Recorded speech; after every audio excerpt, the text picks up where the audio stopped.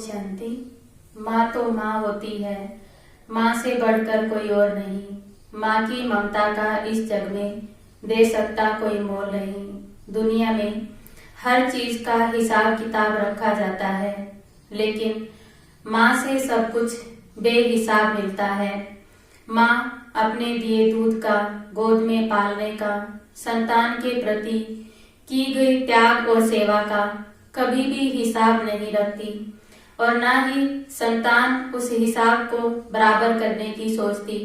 अगर सोचे भी तो हिसाब चुकता हो नहीं सकता। इसीलिए प्रथम पूजनीय माँ है। स्वामी विवेकानंद जी ने भी कहा है कि पूजा के योग्य प्रथम देवता माँ है। ये कहावत भी है कि भगवान हर जगह नहीं हो सकता, इसीलिए उसने माताएं बनाई। माताएं चाहे किसी भी धर्म संप्रदाय की हों, वे अपने बच्चों को अच्छे संस्कार ही देने की कोशिश करती हैं। माँ के आंचल में सोने जैसा सुख मिलता है, ऐसा सुख और कहीं नहीं मिल सकता।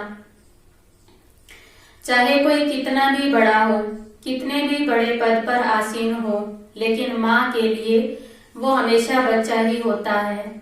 माँ चाहे किसी की भी हो, मानव की या जानवर की, माँ के अंदर पालना करने का संस्कार जन्म से ही होता है।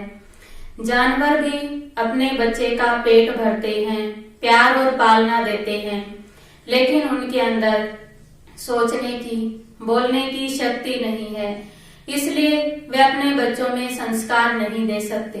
लेकिन मानव माँ में अनेक गुण हैं। वो अपने बच्चे को अच्छे गुणों से, संस्कारों से भर सकती है, उसके जीवन को गुणों से भरपूर कर सकती है। महान पुरुष हुए, उनके पीछे उनकी माँ का ही हाथ है।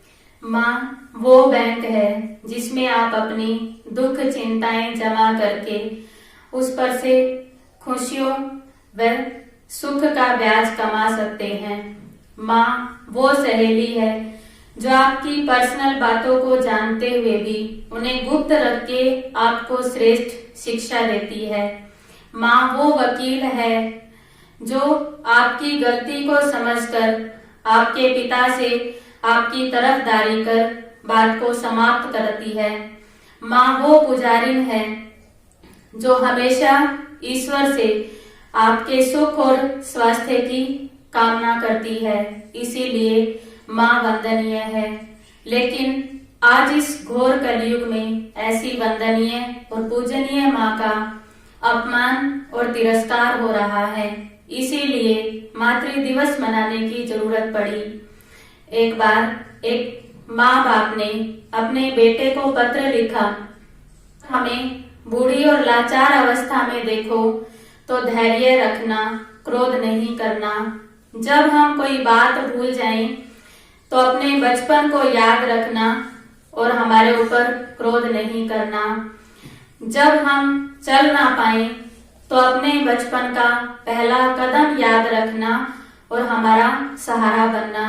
अप्रश्न उठता है कि उस माँ बाप को अपने बेटे को ये बातें कहने की जरूरत क्यों पड़ी, क्योंकि आज नई पीढ़ी की मानसिकता को देखते हुए बुजुर्ग माँ बाप अपने भविष्य से डरने लगे। बेटा बुढ़ापे की लाठी बनने से पीछे हटने लगा। इसका कारण है मानव जीवन में मूल्यों की कमी। इसीलिए इसे घोर कलयुग कहा जाता है, जब बच्चे माँ बाप को ही बोझ समझने लगते हैं, माँ बाप के प्रति आदर भाव कम हो जाता है, तब स्वयं परम पिता परमात्मा इस धरती पर माँ के रूप में आकर माताओं का सम्मान बढ़ाते हैं, उनके सिर पर ज्ञान का कलश रखते हैं। जब संसार में चारों तरफ माताओं को नकारा गया, तब परमात्मा इन्हीं माताओं के द्वारा स्वर्ग की श्रेष्ठ स्थापना का कार्य कराते हैं। स्वयं भगवान ब्रह्मा माँ के द्वारा माताओं का सम्मान बढ़ाते हैं और मानव जीवन में मूल्यों का विकास करते हैं। इसीलिए हम सब भगवान के इस कार्य में सहयोगी बन अपने जीवन को गुणों से भरपूर कर माताओं का सम्मान बढ़ाएं। सिर्फ एक दिन मातृ दिवस ना मनाकर, माँ की महिमा ना करके, बल्कि हर रोज माताओं के प्रति अपने स्नेह और सम्मान को बढ़ाएं। ओम शांति।